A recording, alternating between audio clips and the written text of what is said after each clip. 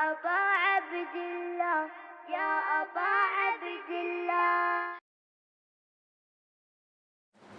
بسم الله الرحمن الرحيم. الحمد لله رب العالمين. الحمد لله كما هو أهله، والصلاة والسلام على سيد المرسلين وخاتم نبينا بالقاسم محمد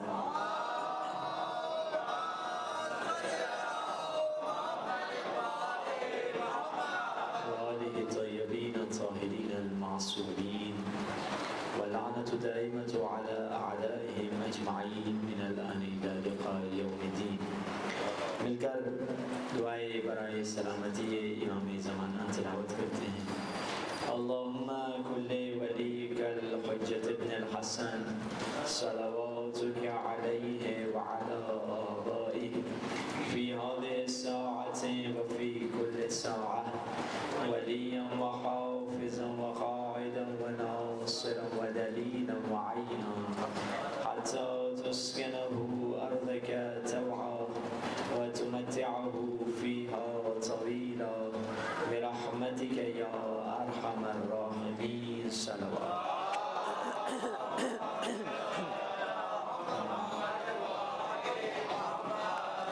أما بعد، فقد قال الله سبحانه وتعالى في كتابه المجيد وفرقانه الحميد وقوله الحق وهو أصدق الصادقين. بسم الله الرحمن الرحيم.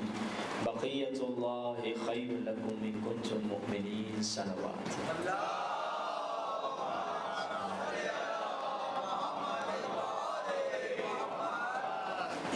خداوند متعال کے بھیجے ہوئے رسول ارشاد فرما رہے ہیں، انا وعلی من نور واحد، میں اور علی ایک نور سے بنائے گئے ہیں. تو کوئی کہہ سکتا ہے کہ آپ نے علی کو نبی کے برابر ٹھہرا دیا، تو ہم کہیں گے اگلا جملہ بھی سن لیں. رسول اللہ فرماتے ہیں انا شمس و علی قمر، میری مثال سورج جیسی ہے، علی کی مثال چاند کی جیسی ہے. رسول اللہ نے بڑی خوبصورت تشبیہ دی ہے، بڑی خوبصورت مثال دی ہے کہ اگر میں سورج ہوں تو چاند علی ہیں. جب انسان چاند کو دیکھتا ہے خود بخود انسان یہ سمجھ جاتا ہے اگر ادھر چاند ہیں تو سورج بھی یہیں کہیں پہ ہوگا. اگر کوئی علی کو دیکھ لیتا ہے سمجھ جاتا ہے اگر علی نظر آ گئے ہیں تو نبی بھی یہیں کہیں پہ ہوں گے. تبھی تو آج تک مسلمان سورہ شمس کی اس تفسیر کو سمجھ نہ پایا جس میں فرمایا بسم اللہ الرحمن الرحیم والشمس وضحاہا والقمر اذا تلاہا. قسم سورج کی جب وہ ابھر جائے اور قسم چاند کی جب وہ سورج کے پیچھے پیچھے آئے. اصل میں تفسیر یہ ہے کہ قسم مصطفیٰ کی جب وہ نکھر کے نظر آئے، قسم مرتضیٰ کی جب وہ مصطفیٰ کے پیچھے پیچھے آئے. یہ ہے تفسیر سورہ شمس کہ سورج اور چاند کی مثال دی ہے. کئی تشبیہات اس میں ہیں، کئی معنی اس تمثیل میں نکلتی ہیں. ایک اور معنی یہ بھی نکلتی ہے کہ سورج میں کبھی اختلاف نہیں ہوتا. کوئی یہ نہیں کہتا یہ پہلی کا سورج ہے، یہ دوسری کا سورج ہے، یہ تیسری کا سورج ہے. مگر جب چاند کی باری آتی ہے فوراً اختلافات آ جاتے ہیں، لڑائی ہو جاتی ہے. کوئی کہتا ہے یہ پہلی کا سورج ہے، کوئی کہتا ہے یہ دوسری کا چاند ہے، کوئی کہتا ہے یہ پہلی کا چاند ہے، کوئی کہتا ہے تیسری کا چاند ہے. مگر آواز آتی ہے خاموش ہو جاؤ، فیصلہ تب ہوگا جب 14ویں کا چاند آ جائے.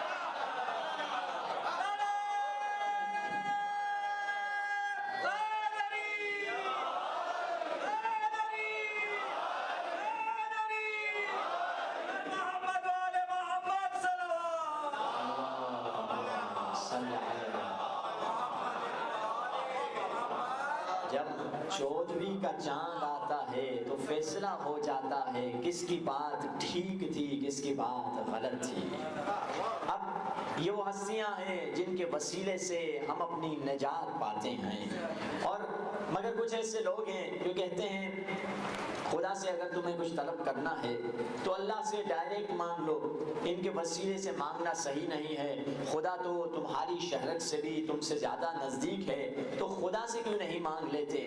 ہم ان کو جواب میں کہتے ہیں ہم تو اس قابل ہی نہیں ہیں کہ خدا کی بارگاہ میں اکیلے چلے آئیں، ہم گداؤں کے گدا وہ امیروں کا امیر، ہم ضعیف و فقیر وہ خدائے جلیل، ہم بندگان ذلیل وہ ہے رب جلیل، ہم سراپا نیاز وہ ہے بالکل بے نیاز، ہم کشکول گدا ہیں وہ دست عطا ہے، ہم کشکول گدا ہیں وہ دست عطا ہے، ہم اپنی حقارت کے باوجود اس خدائے کبیر سے کیسے مانگ سکتے ہیں؟ اسی لیے ہمیں دعاؤں میں پنجتن کا، اہل بیت کا، 14 معصومین کا واسطہ درکار ہوتا ہے۔ تمام شیعہ اہل تسنن کی اکثریت جب بھی وہ مشکل میں گرفتار ہوتے ہیں خدا کو نبی کا، علی کا، پنجتن کا واسطہ دے کر دعا مانگتے ہیں۔ اسی لیے تو ہم کہتے ہیں خیرات علم بخشش محشر متاع خلد، خیرات علم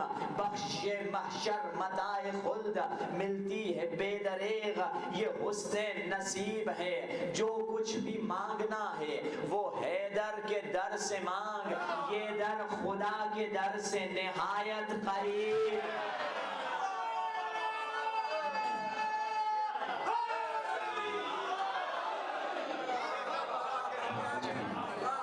جو کچھ بھی مانگنا ہے وہ حیدر کے در سے مانگ، انہی کے وسیلے سے ہر عطا ہوتی ہے۔ ہم یہ نہیں کہتے کہ ڈائریکٹ مانگنا صحیح نہیں، ڈائریکٹ بھی مانگ لو بے شک اللہ سے، وہ بھی صحیح ہے، اہل بیت کے وسیلے سے مانگو، کیونکہ خدا نے خود یہ طریقہ ہمیں سکھلایا ہے، رسول اللہ نے بھی یہ طریقہ سکھلایا ہے۔ کتاب بروج الذہب ہمارے اہل تسنن کے بھائیوں کی کتاب ہے، اس میں ایک واقعہ درج ہے کہ جب بھی کوئی رسول اللہ کے پاس آتا تھا، رسول اللہ کے دعا کرنے کا یہی انداز ہوتا تھا، بیمار آ گیا، مقروض آ گیا، بے اولاد آ گیا، یا رسول اللہ ہمارے لیے دعا کر دیجئے۔ رسول اللہ اس انداز سے دعا فرماتے تھے، اللہم ارحم علی فلان بحق علی، خدایا اس پر رحم فرما علی کے صدقے میں۔ اب رسول اللہ کی یہ روٹین تھی، یہی طریقہ تھا، مگر رسول اللہ کے بارگاہ میں کچھ ایسے لوگ بیٹھتے تھے جو دل سے نہ نبی کو مانتے تھے نہ علی کو مانتے تھے۔ انہوں نے آپس میں کہا یہ کیا معاملہ ہے، جب آؤ علی کا نام، جب آؤ علی کا نام، علی کا نام، کبھی ہمارا بھی تو نام آنا چاہیے، ہم کس کھیت کی مولی ہیں، ویسے ہی بیٹھے ہوئے ہیں، کوئی نام ہمارا نہیں آتا۔ تو ان میں سے ایک ہوشیار تھا، اس نے کہا پریشان ہونے کی بات نہیں، ایک دن علی بیمار ہوئیں گے تب ہم ہی تو اس وقت کام آئیں گے۔ اب پتہ نہیں قدرت کا کیا کرنا تھا، کچھ ہی دنوں کے بعد مولا علی بیمار ہو گئے، آ گئے رسالت کی خدمت میں، یا رسول اللہ آپ کا داماد، آپ کا بھائی، آپ کا وسیع خلیفہ علی بیمار ہیں، ذرا میری شفا کے لیے دعا کر دیجئے۔ اب ایک مرتبہ اس وقت اتفاقاً دربار نبی میں ان دونوں کے علاوہ کوئی اور موجود نہیں تھا، یا نبی تھے یا علی تھے یا یہ دو تھے، یہ دو ایک دوسرے کو کوہنیاں لگا کے اشارہ کر رہے ہیں کہ یا تمہارا نام آئے گا یا میرا نام آئے گا، کیونکہ بیمار تو علی ہیں اور دربار نبی میں اور کوئی نہیں ہے، یہ بہت خوش تھے آج ہمارا نام آئے گا۔ ایک مرتبہ رسول اللہ کے ہاتھ اٹھے، کرم کے ہاتھ اٹھے، عزت کے ہاتھ اٹھے، رفت کے ہاتھ اٹھے، ہدایت کے ہاتھ اٹھے، کرامت کے ہاتھ اٹھے، یکایک پھول برسنے لگے، فرشتے خوشی میں ہنسنے لگے، انبیاء سننے کو آنے لگے، مصطفیٰ کچھ کہنے کو جانے لگے، مصطفیٰ کچھ کہنے کو جا رہے ہیں، خدائی انتظار میں ہے، رسالت ارادہ گفتار میں ہے۔ رسول اللہ کے ہاتھ بلند ہوئے، فرمایا اللہم ارحم علی علی بحق علی، علی پر رحم فرما علی کے صدقے میں۔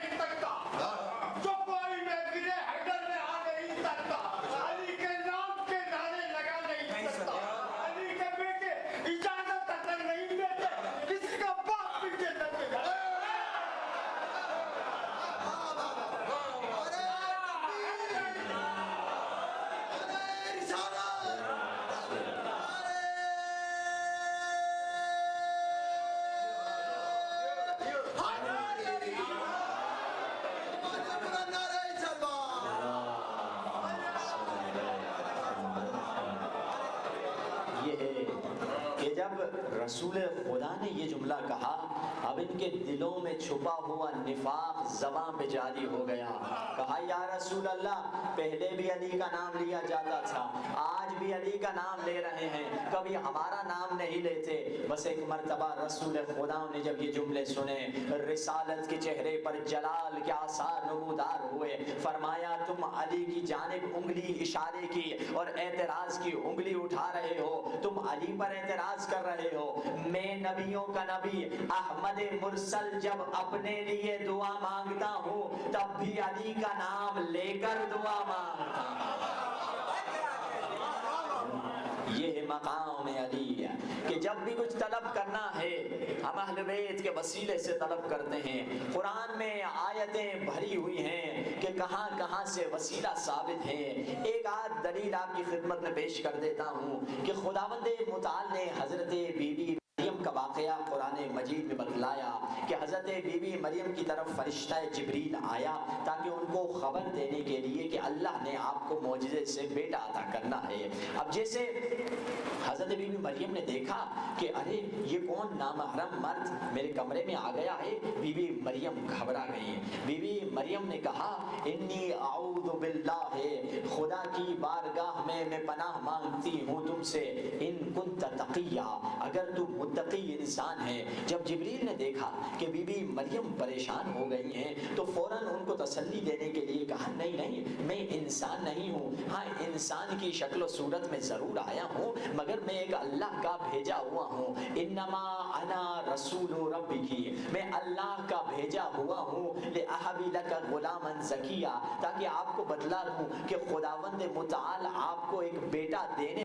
ہے. اب سوال یہ ہے کہ خدا نے اتنا لمبا پروسیس کیوں خرچ کیا, اتنا لمبا طریقہ کیوں استعمال کیا کہ ادھر سے جبریل کو بھیجا, جبریل آسمان سے زمین پر آئے, پھر جبریل بی بی مریم کے پاس گئے, مریم بی بی اسے دیکھ کر گھبرا گئی, پھر انہوں نے تسلی کے لیے کہا نہیں نہیں میں فرشتہ ہوں انسان نہیں ہوں. پھر انہوں نے کہا اچھا ٹھیک ہے کم از کم اتنا تو ماننا پڑے گا خدا نے اپنے اور مریم کے درمیان جبریل فرشتے کو وسیلہ ٹھہرایا تھا. یہاں تو جبریل وسیلہ بنے ہیں, ہم انہیں وسیلہ بناتے ہیں جو جبریل کے بھی استاد ہیں.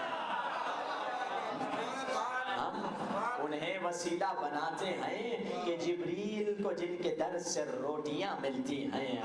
فرشتوں کا جہاں بھی دوستو سلطان جاتا ہے, فرشتوں کا جہاں بھی دوستو سلطان جاتا ہے, حوالے سے علی کے ہر کوئی پہچان جاتا ہے.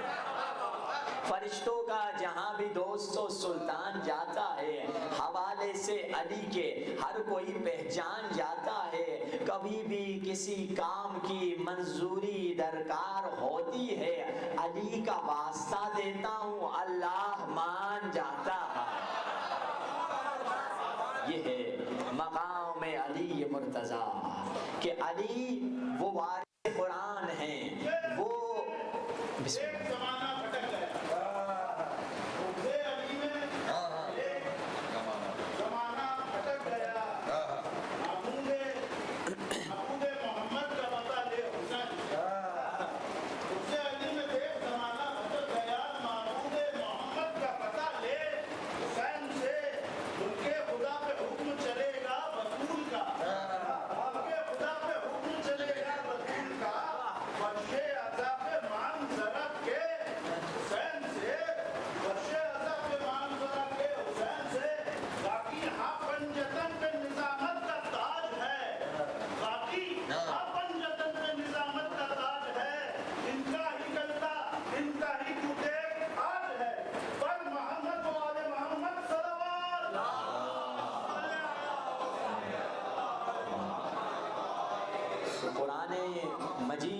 کتنے ایسے دلائل ملیں گے جہاں پہ جگہ جگہ نشاندہی ہو رہی ہے کہ ان کے وسیلے سے مانگنا بدعت نہیں بلکہ خدا کا حکم ہے. قرآن مجید میں ارشاد ہوا کہ قرآن مجید میں اتنی طاقت ہے، سیرت بہ الجبال وقطعت بہ الارض وکلم بہ الموتى، قرآن مجید میں اتنی طاقت ہے کہ ہزاروں میل کے فاصلے کو لمحے بھر میں قرآن کی طاقت سے طے کیا جا سکتا ہے۔ قرآن مجید میں اتنی طاقت ہے کہ قرآن کی طاقت سے پہاڑوں کو اپنی جگہ سے ہلا دیا جا سکتا ہے۔ قرآن میں اتنی طاقت ہے وَكُلِّمَ بِهِ الْمَوْتَى کہ مردوں سے زندگی دی جاتی ہے، مردوں کو زندگی دے کر مردوں سے بات کی جا سکتی ہے قرآن مجید کی طاقت کے ذریعے سے۔ یہ سارے کام قرآن کہہ رہا ہے قرآن کے ذریعے سے ہو سکتے ہیں، یعنی خود قرآن بتلا رہا ہے کہ صامت قرآن وسیلہ بن سکتا ہے۔ جب صامت قرآن وسیلہ بن سکتا ہے تو ناطق قرآن وسیلہ کیوں نہیں بن سکتا؟ وہ ناطق قرآن جس کے بارے میں رسول اللہ نے فرما دیا علی مع الحق والحق مع علی، علی حق کے ساتھ ہے، حق علی کے ساتھ ہے۔ پھر فرمایا علی مع القرآن والقرآن مع علی، علی قرآن کے ساتھ ہے اور قرآن علی کے ساتھ ہے، اور قول رسول بھی اسی کے ساتھ ہے کہ علی بھی پاک، قرآن بھی پاک، قرآن بھی نور، علی بھی نور، قرآن بھی طیب، علی بھی طیب، قرآن بھی ہادی، علی بھی ہادی، قرآن بھی رہبر، علی بھی رہبر، قرآن میں آیہ انما، علی ہے سرتاج انما، قرآن میں آیہ حل عطا، علی ہے سرتاج حل عطا، قرآن میں سورہ کوثر، علی ہے ساقی کوثر، قرآن میں سورہ عمران، علی ہے فرزند عمران، قرآن میں سورہ محمد، علی ہے برادر محمد، قرآن میں سورہ مزمل، علی ہے سوار دوش مزمل، قرآن میں سورہ مدثر، علی ہے داماد مدثر، قرآن میں سورہ رحمان، علی ہے محبوب الرحمن،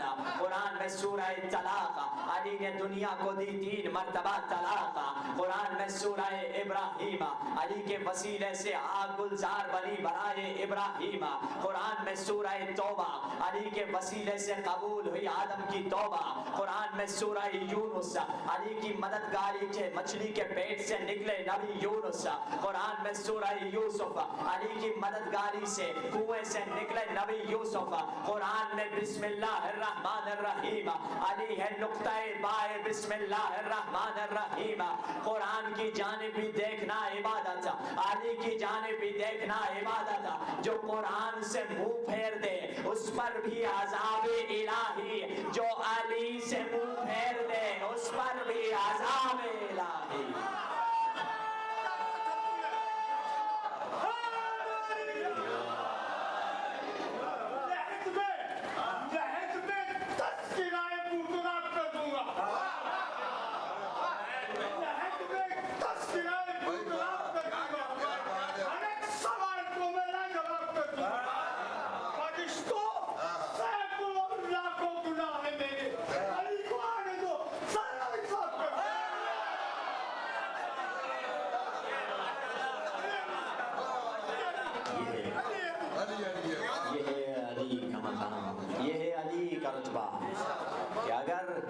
وسیلہ بنانا ہے تو ہمیں علی اور آل علی کو بنانا ہے، تبھی جا کر نجات ملے گی۔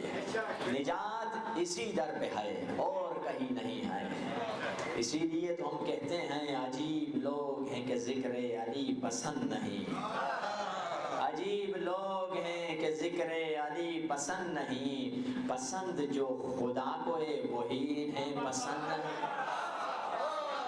عجیب لوگ ہیں کہ ذکر علی پسند نہیں، پسند جو خدا کو ہے وہی انہیں پسند نہیں۔ مجھے بس ایک در اہل بیت کافی ہے، میرے مزاج کو آوارگی پسند اہل بیت۔ اگر در علی کس کو مل گیا اسے ہر شے مل گئی۔ اب ہمارا کام کیا ہے؟ ان 10 ایام میں اور ان 2 مہینوں میں اہل بیت کے نور اور فضیلت اور ان کی عظمت سے اپنے دلوں کو منور کریں، پھر اہل بیت کی زندگی کو مشعل راہ حیات بنائیں۔ اپنی زندگی میں دیکھیے دشمن جو کام کر رہا ہے وہ ہمارے جوان کی ثقافت پہ کام کر رہا ہے۔ آپ سے کل کہا گیا دین پہ ڈائریکٹ حملہ کرنے کی کسی کو جرأت نہیں ہے کہ لوگ حساس ہو جائیں گے، تو دشمن میٹھے طریقے سے آتا ہے، ثقافت اور کلچر کے ذریعے سے آتا ہے تاکہ لوگ سینسیٹیو بھی نہ ہو۔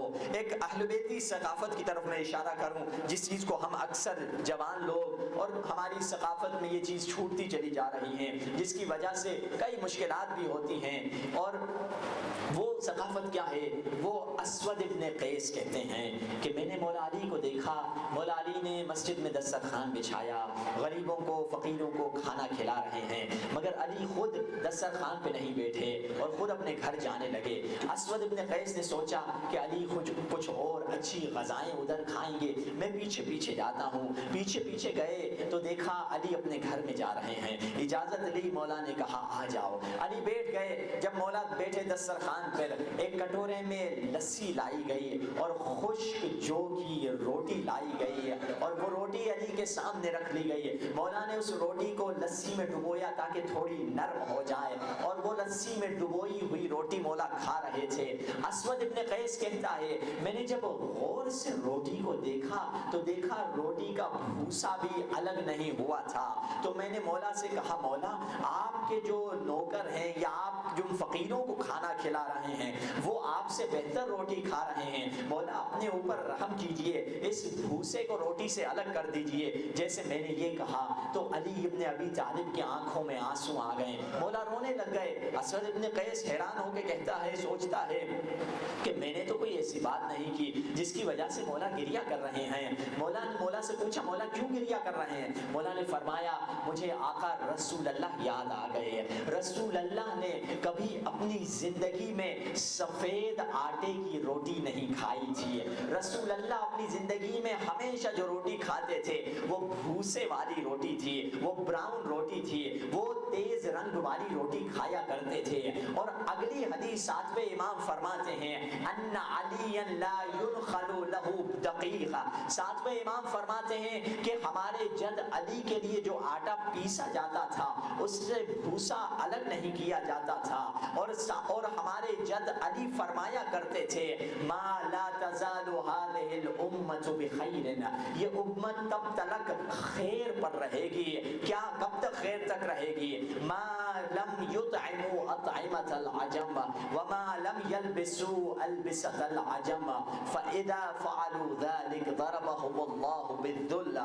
7ویں امام فرماتے ہیں ہمارے جد علی کے آٹے سے کبھی روٹی سے آٹے سے بھوسا الگ نہیں کیا جاتا تھا، اور ہمارے جد علی فرماتے تھے کہ یہ امت تب تک خیر پر رہے گی جب تک ہمارے دشمنوں کی غذا نہ کھائے اور ہمارے دشمنوں کا لباس نہ پہنے، اور جب یہ قوم یہ کرنا شروع کر دے گی خدا اس قوم کو ذلیل اور خوار کر دے گا۔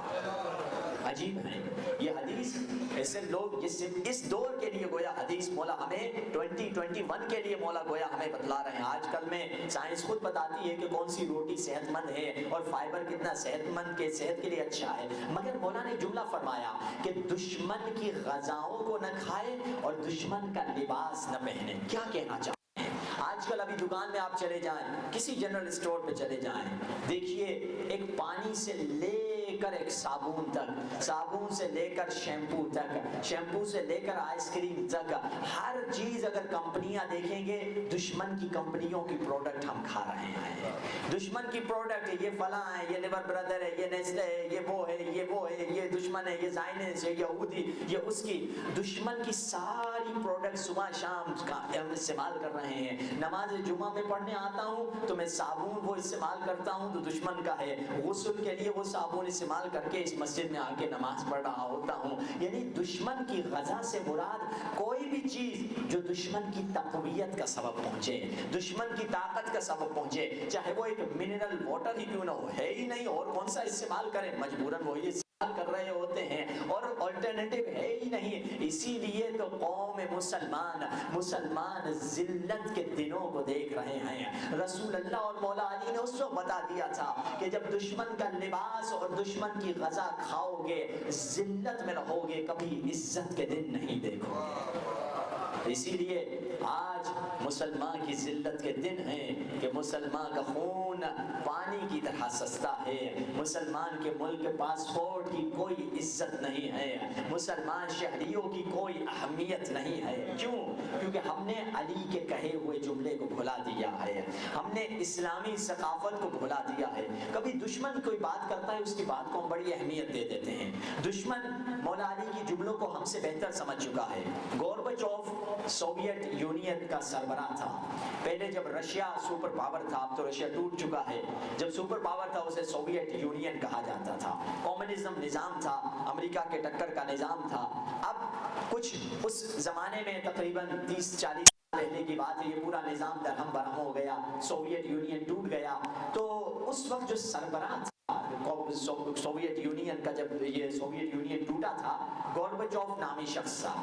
اب گورباچوف نامی شخص امریکہ جاتا ہے تو امریکہ کے رپورٹر ایک خاتون آ کے اس سے پوچھتی ہے کہ آپ ہی کی سربراہی کے دور میں آپ کا سپر پاور تھا, اتنی بڑی طاقت تھی, امریکہ ایک طرف تھا ایک طرف رشیا تھا, یہ دو بڑی طاقتیں تھیں. اب رشیا ختم ہو گیا, بس ایک سپر پاور امریکہ رہ گئی ہے. مگر سپر پاور تب ٹوٹی جب آپ سربراہ تھے. تو یہ سپر پاور کیسے ٹوٹی, آپ کیسے ختم ہو گئے؟ تو تھے تو دونوں کافر, مگر دونوں آپس میں لڑائی میں تھے, مقابلے میں تھے. مگر دیکھیے یہ کافر ہے, مگر گویا اس نے مولا کے جملوں کو ہم سے بہتر پڑھ لیا ہے. تو یہ ایک مرتبہ گہری سانس لیتا ہے, رپورٹر سے کہتا ہے ایک دن میں ماسکو میں اپنے گھر سے صبح کے وقت اپنے گھر سے آفس کی طرف جا رہا تھا. اس وقت میں نے بہت لمبی لائن دیکھی. میں نے پوچھا اپنے ڈرائیور سے, یہ اتنی لمبی 1-2 کلومیٹر کی لائن تھی, لوگ کھڑے ہوئے تھے سردی میں, اور یہ لائن آپ کو گوگل میں سرچ کریں گے آپ کو اس کی تصویریں بھی مل جائیں گی. میں نے ڈرائیور سے پوچھا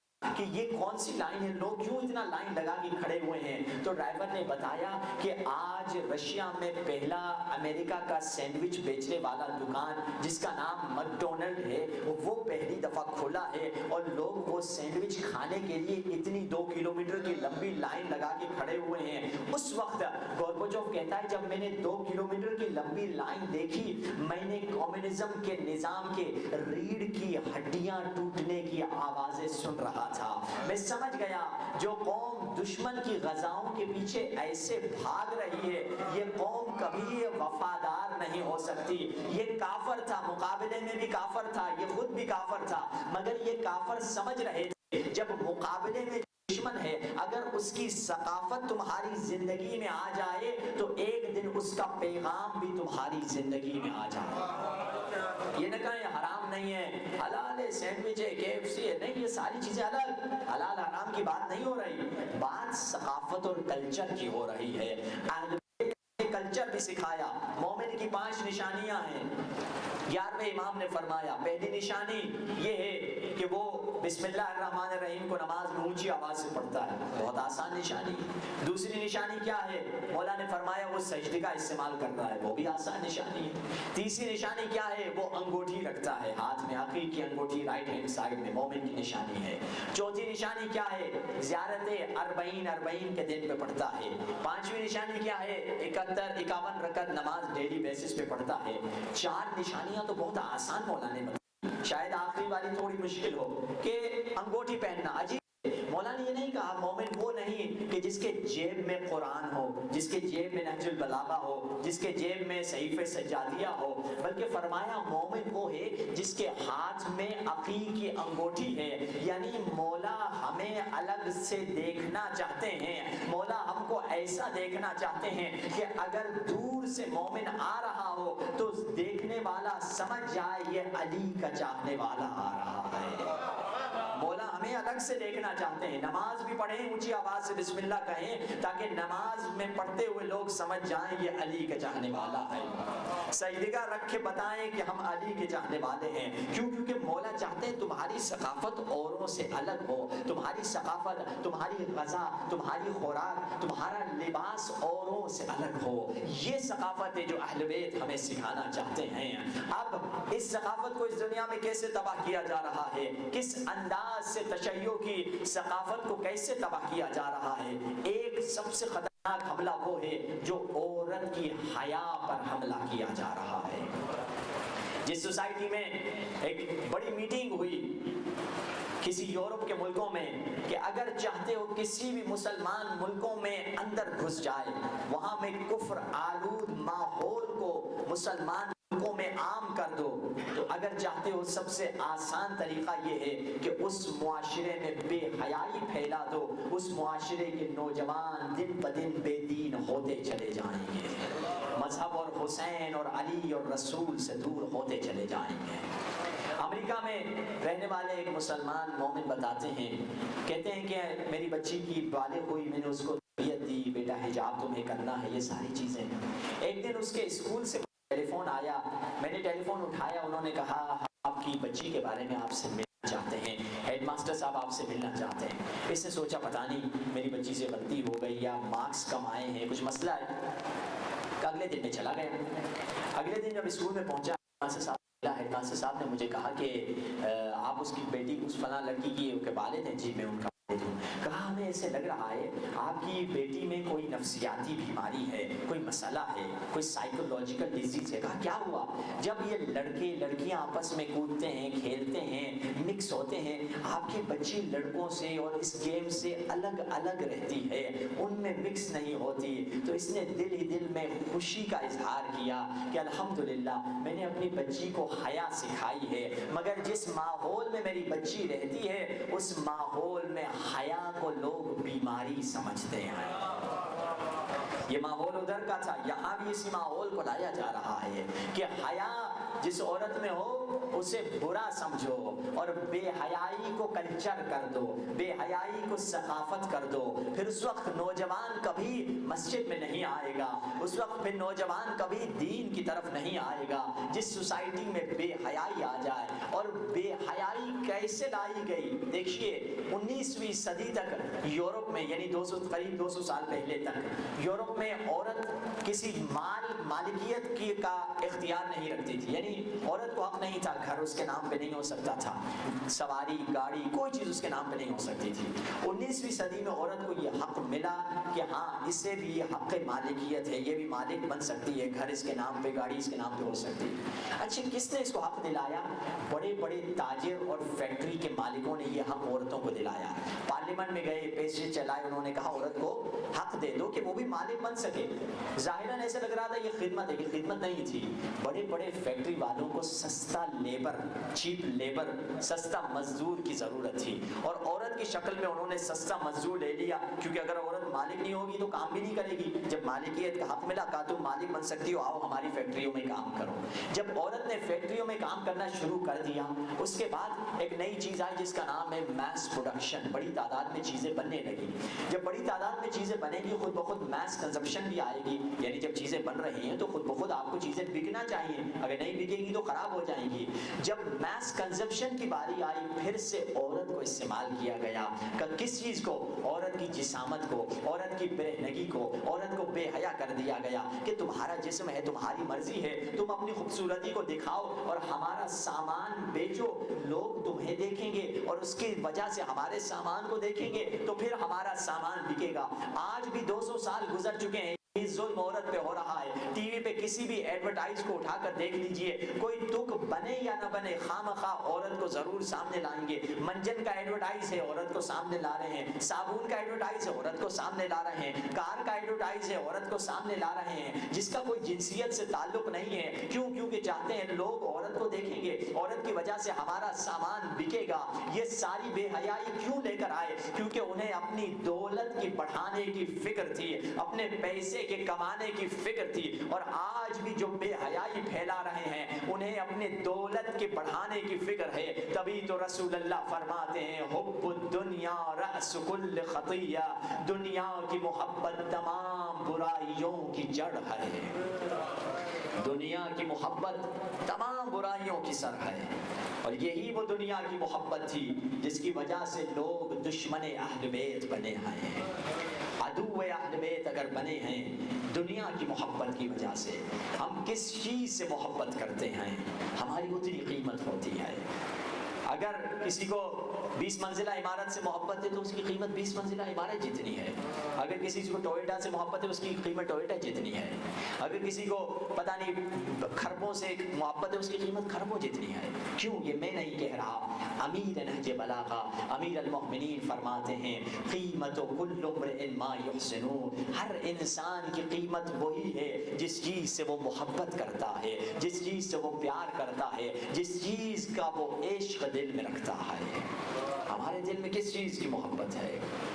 امیر المومنین لوگوں کے دلوں سے محبت نکالنے کے لیے کیسے دلوں کو جھنجھوڑ رہے ہیں کہ جب جنگ صفین سے پلٹ رہے تھے حسین، جنگ صفین سے مولا علی جب پلٹ رہے تھے، مولا علی نے قبرستان کو دیکھا، قبرستان کے سامنے کھڑے ہو گئے علی۔ علی فرماتے ہیں یا اہل القبور الموحشہ، یا اہل التربہ، یا اہل القربہ، یا اہل الوحشہ، یا اہل الوحدہ، انتم لنا فرط سابق ونحن لکم تبع لاحق، واما الاموال فقد قسمت، واما البیوت فقد سکنت، واما الازواج فقد نکحت۔ مولا قبروں کو دیکھ کے کہہ رہے ہیں اے قبروں میں سونے والو، تم سے علی مخاطب ہو کے گفتگو کر رہے ہیں، انتم لنا فرط سابق، تم ہم سے پہلے کچھ نکل چکے ہو، ونحن لکم تبع لاحق، ہم بھی تم سے ملحق ہونے والے ہیں۔ یا اہل التربہ، اے مٹی میں رہنے والو، یا اہل القربہ، اے پردیس جہاں میں رہنے والو، یا اہل الوحشہ، اے وحشت کے مکینوں، اے کیڑے مکوڑوں کے ساتھ زندگی گزارنے والو، یا اہل التربہ، اے تربت اور خاک میں جینے والو۔ پھر مولا فرماتے ہیں وَأَمَّا الْأَمْوَالُ فَقَدْ قُسِمَتْ، وہ جو مال تم چھوڑ آئے تھے وہ وارثوں کے درمیان تقسیم ہو چکے ہیں۔ وَأَمَّا الْبُيُوتُ فَقَدْ سُكِنَتْ، وہ جو گھر چھوڑ آئے تھے تم اس میں تو اور لوگ جی رہے ہیں۔ وَأَمَّا الْأَزْوَاجُ فَقَدْ نُكِحَتْ، وہ جو بیویاں تم چھوڑ آئے تھے ان کا تو اور مردوں سے نکاح ہو چکا ہے۔ هَذَا خَبَرُ مَا عِندَنَا فَمَا خَبَرُ مَا عِندَكُمْ، علی ان سے مخاطب ہو کے فرماتے ہیں یہ ہمارے دنیا کی خبر ہے، تمہاری دنیا کی کیا خبر ہے؟ اب راوی کہتا ہے علی کی آنکھوں میں آنسو بھر آئے تھے، اور علی پلٹ کے فرماتے ہیں راوی سے لو اذن لهم بالکلام لاخبروکم ان خیر الزاد التقوی، اگر ان قبروں میں سونے والوں کو بولنے کی اجازت دے دی جاتی یہ سب کے سب چیخ چیخ کے تم لوگوں سے کہتے آخرت میں سامان سفر تقوی کے سوا اور کچھ نہیں ہے۔ یہ تقوی ہے جو آخرت کے لیے سامان سفر ہے۔ دنیا کی محبت تھی جس کی وجہ سے لوگ علی اور آل علی کے دشمن بنے۔ 20-30 سال پہلے عمر سعد کو مولا نے کہا تھا، علی نے عمر سعد سے کہا تھا اے عمر سعد میں دیکھ رہا ہوں کہ ایک دن تم جہنم اور جنت کے درمیان کھڑے ہوئے ہوگے اور تو جہنم کو اختیار کرو گے۔ عمر سعد کہتا ہے نہیں نہیں مولا میں تو جنت کو اختیار کروں گا۔ برسوں گزرتے گئے یہاں تک کہ حسین ابن علی مدینے سے کوفے کی طرف جب آ رہے تھے ابن زیاد نے عمر سعد کو بلایا، کہا کیا تجھے رے کی حکومت چاہیے؟ ہاں چاہیے۔ کہا قتل حسین میں تمہیں شرکت کرنی پڑے گی۔ تاریخ میں یہ واقعہ درج ہے، کیونکہ یہ پہلے مولا کا دشمن نہیں تھا، یہ پوری رات ٹہل رہا تھا، ٹہل ٹہل کر شعر کہہ رہا تھا۔ وہ شعر تاریخ میں لکھے ہوئے ہیں، جس کا ترجمہ یوں کہتا ہے، میں کیا کروں، حسین رسول کے نواسے ہیں، مگر رے کی حکومت میری آنکھوں کی ٹھنڈک ہے، اسے بھی نہیں چھوڑ سکتا، اسے بھی نہیں چھوڑ سکتا۔ آخر صبح کو اس نے فیصلہ کر دیا کہ ہاں میں قتل حسین میں شرکت کروں گا۔ اور ظہر عاشور سب سے زیادہ کوشش حسین نے جس کو ہدایت دینے کی وہ یہی ملعون عمر سعد تھا۔ ایک طرف سے حسین، اکبر اور عباس آ رہے ہیں، ایک طرف سے عمر سعد اس کا غلام اور اس کا بیٹا آ رہے ہیں، یہ تینوں ایک مقام پہ ملیں۔ حسین نے اسے فرمایا لا تشارک فی دمی، میرے قتل میں شرکت نہ کر۔ اس نے کہا مولا میری دولت مجھ سے چھین لی جائے گی۔ مولا نے کہا مدینے میں ایک ایسا باغ ہے جس میں بڑے بڑے درخت لگے ہوئے ہیں، جن درختوں کے بیج کو، ایک ایک بیج کو میرے بابا نے اپنے ہاتھوں سے بویا تھا، اب وہ درخت بن چکے ہیں، وہ سارا باغ تمہیں دوں گا، پیسے کی کوئی تمہیں فکر نہیں ہوگی، بس میرے قتل میں شرکت نہ کر۔ پھر کہا مولا میری جان خطرے میں ہوگی۔ مولا نے فرمایا تجھے ایک ایسی جگہ بھیج دوں گا جہاں کوئی تجھے نقصان نہیں پہنچا سکے گا۔ دیکھیے مولا آپشن پہ دے رہے ہیں۔ پھر کہا مولا مجھے رے کی حکومت ملنے والی ہے۔ اس وقت مولا نے کہا لک اللہ فی فراشک، اللہ تمہیں بستر میں قتل کر دے۔ اسی لیے جب مختار حملہ کرتے ہیں عمر سعد اپنے بستر میں چھپ جاتا ہے اور مختار کے سپاہی اسے بستر میں فنار کرتے ہیں۔ اور جب اسے وہ لکھا ہوا خط ملتا ہے کہ اب مجھے رے کی حکومت ملنے والی ہے، یہ کہاں جاتا ہے ملنے کے لیے؟ آخری مرتبہ ابن زیاد کے پاس جاتا ہے۔ ابن زیاد کہتا ہے لاؤ وہ لکھا ہوا کہاں ہے رے کی حکومت کا؟ کہا یہ لکھا ہوا ہے۔ عمر ابن سعد سے ابن زیاد لے کر وہ پھاڑ دیتا ہے کہ تجھے حکومت بھی نہیں ملے گی۔ یہ کوفے میں پاگلوں کی طرح پھر رہا ہوتا ہے، دیوانہ ہو چکا ہوتا ہے، بے عقل ہو چکا ہوتا ہے کہ دنیا بھی نہیں ملی اور میں نے قتل حسین میں بھی شرکت کر لیا ہے۔ کیوں؟ یہی دنیا کی محبت تھی، جس دنیا کی محبت نے لوگوں کو دشمن اہل بیت بنا دیا۔ اور کچھ لوگ اسی دنیا کی محبت کی خاطر آئے تھے حسین کی مدد کرنے کے لیے، سمجھ رہے تھے کہ یہ فاتح خیبر کے بیٹے ہیں، ضرور فتح ان کو ملے گی، مگر حسین نے ایک جملہ کہا سب چھوڑ کر چلے گئے۔ حسین نے یہ نہیں کہا کہ میرے ساتھ نمازی آ جائیں، میرے ساتھ حاجی آ جائیں، میرے ساتھ عالم آ جائیں، میرے ساتھ ماتمی آ جائیں، میرے ساتھ مجتہد آ جائیں۔ حسین نے فرمایا جو بھی طالب شہادت ہے وہ میرے ساتھ آ جائے، جسے مرنے کا دل ہے وہ حسین کے ساتھ آ جائے۔ لوگ چھوڑ کے چلے گئے اور بس 72 کا قافلہ کربلا پہنچا ہے۔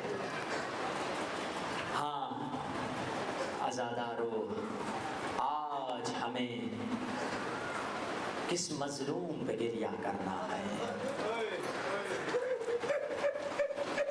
آج ہمیں ایک چھوٹے سے سپاہی جس کا نام علی اصغر لکھا گیا، اس ننھے مجاہد پہ آج گریہ کرنا ہے۔ علی اصغر کے مسائل پڑھنا آسان نہیں ہے۔ آئیے اپنے آقا حسین کو سلام کریں۔ السلام علیکہ یا ابا عبداللہ،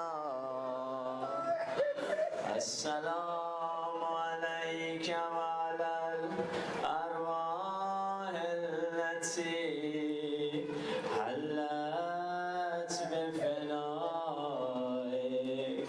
علیکم منی سلام اللہ ابدا ما بقیت وبقی اللیل والنہار، السلام علی الحسین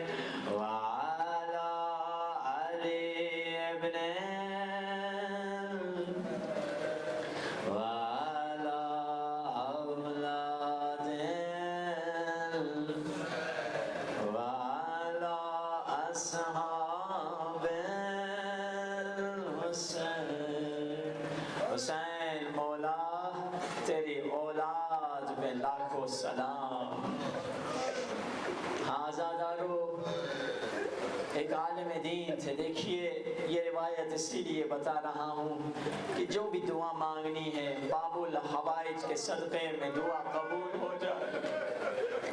تاریخ میں جو بھی باب الحوائج گزرے ہیں ان میں ایک مشابہت ہے کہ باب الحوائج وہ تھے جنہوں نے اپنے ہاتھوں سے استفادہ نہیں کیا ہے. ایک باب الحوائج امام موسیٰ کاظم قید میں تھے. ایک باب الحوائج عباس جس کے بازو کٹ گئے. ایک باب الحوائج اتنے چھوٹے تھے اپنے ہاتھوں کو استعمال نہ کر سکے. اسی لیے ان کو باب الحوائج کا لقب ملا ہے. ایک عالم دین تھا, ان کی کوئی دعا قبول نہیں ہو رہی تھی. 40 دن مسلسل انہوں نے زیارت عاشورہ کی تلاوت کی اور 40 دن کے بعد ان کو امام حسین کی زیارت نصیب ہوئی. امام حسین نے پوچھا اے عالم دین کیا تمنا ہے؟ بتایا مولا یہ تمنا ہے. مولا نے فرمایا اگر اتنی سی تمنا تھی بس ایک مرتبہ علی اصغر کے مسائل پڑھ لیتے تمہاری دعا پوری ہو جاتی. مگر دعا میری التجا آپ سے یہ ہوگی سب سے پہلے جو دعا کرنا وہ امام زمانہ کے ظہور کی دعا کرنا. خدا جانے فرزند زہرا کہاں گریا کر رہے ہیں. مولا آپ کس دستے میں ماتم کر رہے ہوں گے, کس مجلس میں بیٹھ کے گریا کر رہے ہوں گے. مولا جدھر بھی ہیں ایک نظر کرم ہم گنہگاروں پہ کر دیجئے. ہاں زیادہ رو. علی اصغر کے وہ مسائل ہیں کہ کافر بھی نہیں سن سکتے. ایک ہندوستان میں عالم دین سے مجلس پڑھنے کے لیے ٹرین کے سفر پہ جا رہے تھے. سامنے ایک سکھ بیٹھا ہوا تھا. سکھ نے جب عالم دین کو لباس میں دیکھا کہا مجلس پڑھنے جا رہے؟ کہا ہاں مجلس پڑھنے جا رہا ہوں. تو سکھ نے عالم دین سے پوچھا مولانا بتائیے کربلا میں کیا ہوا تھا؟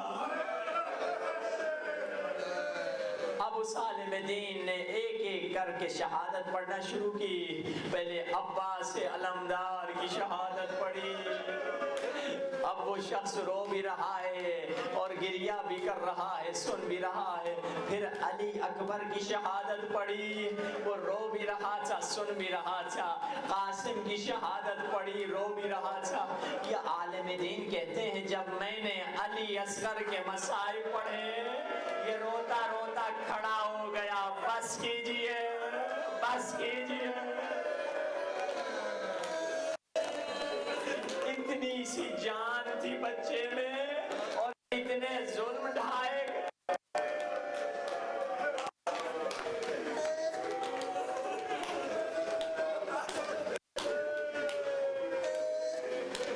ابھی شبی ہے جھولا نکلے گا.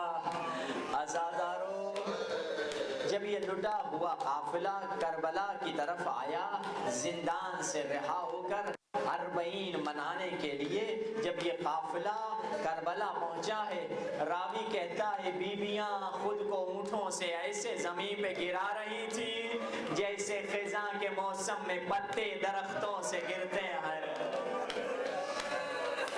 کوئی بیوی کہیں دوڑ کے کہتی ہائے میرا عباس علمدار, کوئی بیوی کہتی ہائے میرا علی اکبر.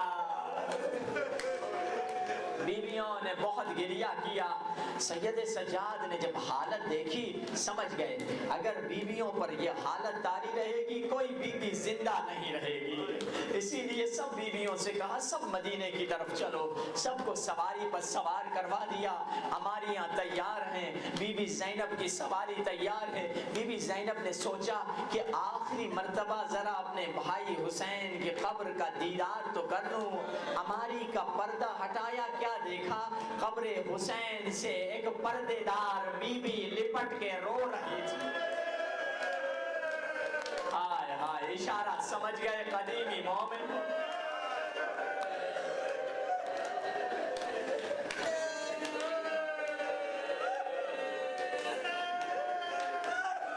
زینب حیران یہ کون ہے جو میرے غریب بھائی کی قبر پہ رو رہی ہے؟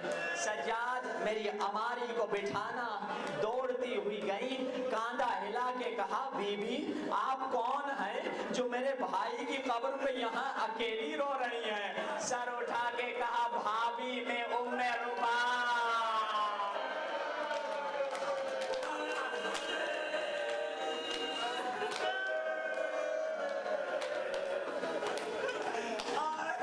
میں ام رباب، بھابی کیا مدینہ نہیں چلنا؟ اب سن سکو گے درد بھرا جملہ بی بی ام رباب کا۔ بی بی ام رباب نے فرمایا میری آقا زادی زینب، میرا مدینے میں کیا بچا ہے؟ اللہ نے مجھے دو نعمتیں دی تھی، ایک سکینہ جو زندان میں سو گئی، علی اصغر جو کربلا میں مر گیا۔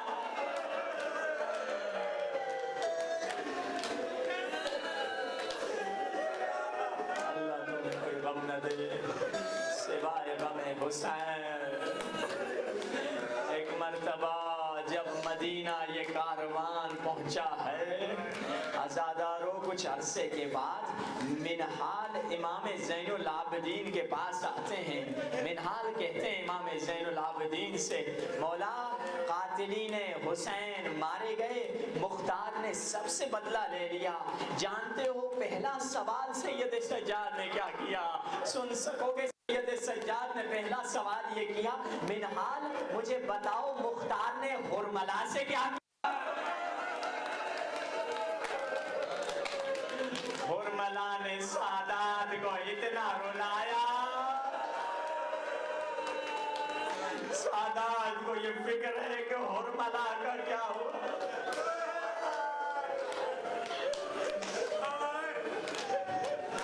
اللہ تمہیں کوئی غم نہ دے سوائے غم حسین۔ جب سجاد کو پتا چلا حرملا بھی مارا گیا، اب آ گئے بی بی ام رباب کے پاس۔ کربلا کے بعد چند ایسی بیویاں تھیں جو کبھی سائے میں نہ بیٹھی، ان میں سے بی بی ام رباب ایک تھی۔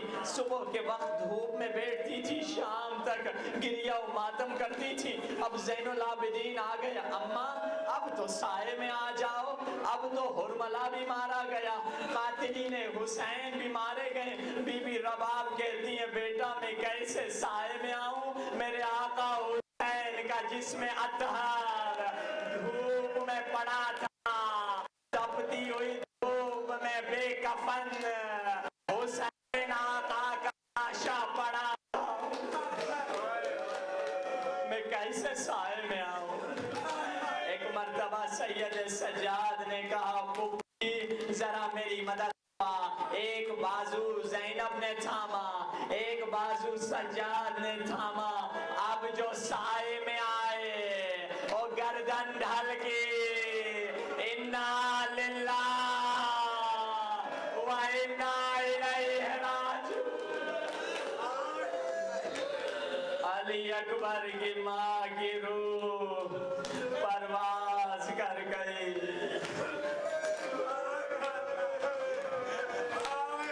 اللہ تمہیں کوئی غم نہ دے، حوصلے کے ساتھ سننا۔ آزادارو حسین 10 محرم کی رات خیموں میں جا رہے ہیں، بی بی رباب کے خیمے میں گئے، کیا دیکھا رباب اصغر کے جھولے پہ سر رکھے رو رہی ہے۔ پوچھا رباب کیا بچہ مر گیا؟ کہا نہیں آقا بچہ زندہ ہے۔ تو کیوں رو رہی ہو؟ آقا میرا دودھ خشک ہو گیا ہے، پینے کو پانی نہیں۔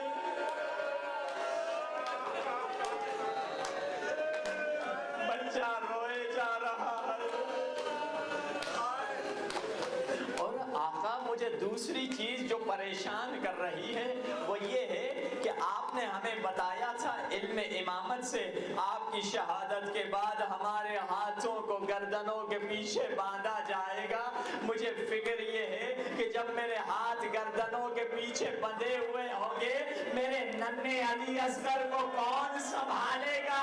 کہیں اصغر گر نہ جائے۔ بانو کا تھا یہ ارمان، آباد مکان ہوگا، ایک دن وہ بھی آئے گا، اصغر بھی جوان ہوگا۔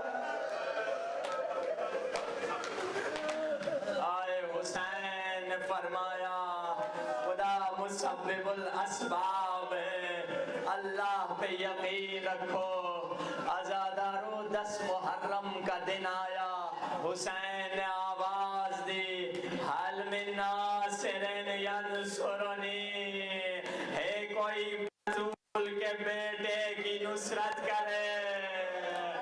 جب حسین نے اگلے جملے کہے ہے کوئی رسول کی بیٹیوں کی حفاظت کرے، خیموں سے رونے کی آواز بلند ہوئی، فضا دوڑتی ہوئی آئی، مولا علی اصغر نے خود کو جھولے سے زمین پہ گرا دی۔ بابا میں نبی کی بیٹیوں کی حفاظت کے لیے زندہ ہوں۔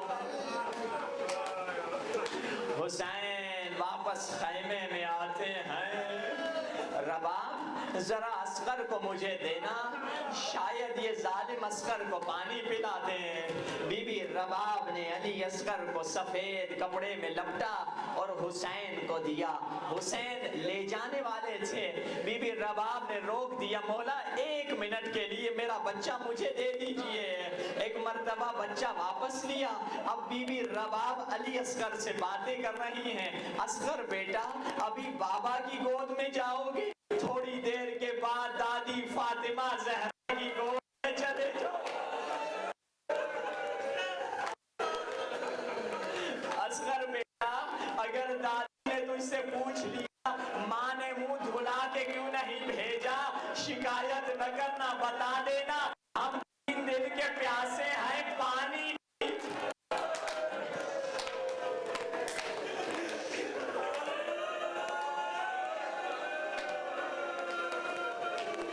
اللہ تو کوئی غم نہ دے سوائے غم حسین۔ اللہ مجھے طاقت دے پڑھنے کی، آپ کو سننے کی برداشت دے۔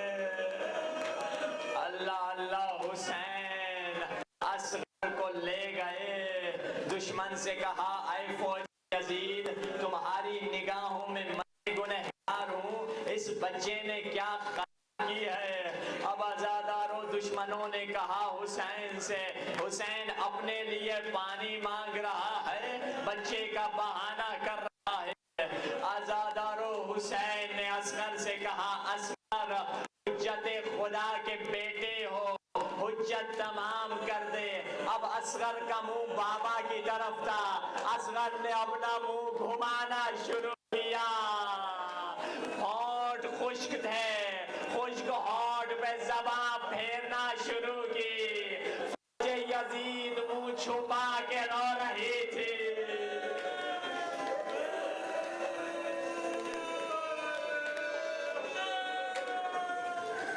اور حسین نے ایک جملہ کہا، بہت سخت جملہ ہے۔ حسین نے فوج یزید سے کہا اما ترونہ کیف یتلظی عطشا، اے ظالموں کیا دیکھتے نہیں میرا بچہ کیسے تلظی کر رہا ہے۔ جانتے ہو تلظی کی معنی کیا ہے؟ جب مچھلی کو پانی سے نکالتے ہیں مچھلی تڑپتی ہے، مگر جب مچھلی میں اب تڑپنے کی طاقت نہیں ہوتی مچھلی منہ کھولتی ہے، بند کر دیا ہے۔ علی اصغر میں اب تڑپنے کی جان نہیں تھی، بس منہ کھول دے، منہ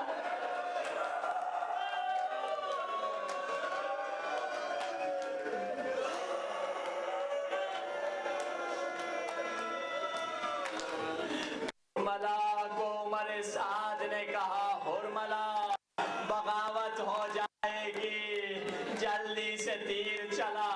اے امام زمانہ معذرت کے ساتھ آپ اگر مجلس میں آئے تو مجھے معاف کر دیجئے، عزادار پانی روتے ہیں، آپ خون روتے ہیں۔ عرب میں 2 قسم کے تیر تھے، ایک انسانوں کے لیے ایک جانوروں کے لیے۔ ظالم نے وہ تیر اٹھایا جو 3 نوک والا تیر تھا، ادھر تیر چلا، مقتل کے جملے ہیں فَذُبِحَ مِنَ الْأُذُنِ، ادھر اذن بچہ کان سے کان تک ذبح ہو گیا۔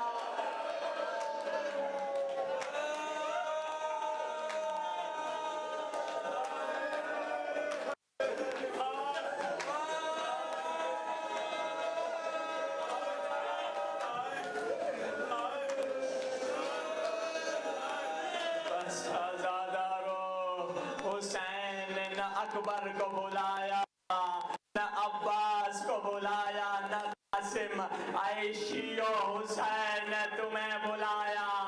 ان شیعتی مہما شربتم عذب ماء فاذکرونی، عائشیو جب بھی ٹھنڈا پانی پینا مجھ پیاسے کی پیاس کو یاد کر دینا، کیسے میں پانی مانگ رہا تھا۔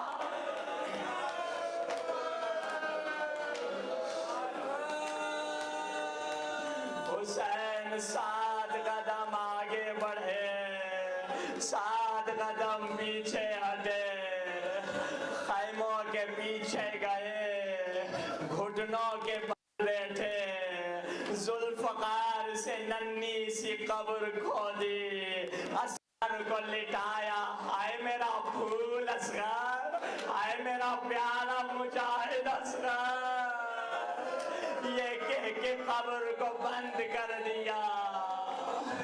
11 محرم کی روایت آپ کی خدمت میں ہے۔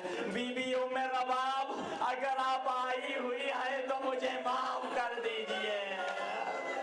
آئے 11 محرم کو سر گنے گئے، ایک سر کم تھا، کسی نے کہا حسین نے اصغر کو خیموں کے پیچھے دفنایا ہے، عمر سعد نے کہا 40 نیزے سوار نیزوں کو زمین میں گاڑتے جائیں، جہاں لاش ہوگی نگاہ آئے گی۔ سکینہ نے سر پہ قرآن اٹھا لیا، اللہ میرے بھائی کو بچا دے، اللہ میرے بھائی کی طرف خیر۔ بس ایک نیزہ زمین میں گیا، اب جو نیزہ نکلا ننھے سے مجاہد کی لاش، ظالم نے خنجر نکالا، اصغر کو لٹایا، گردن کو الگ کیا، نوکے نیزے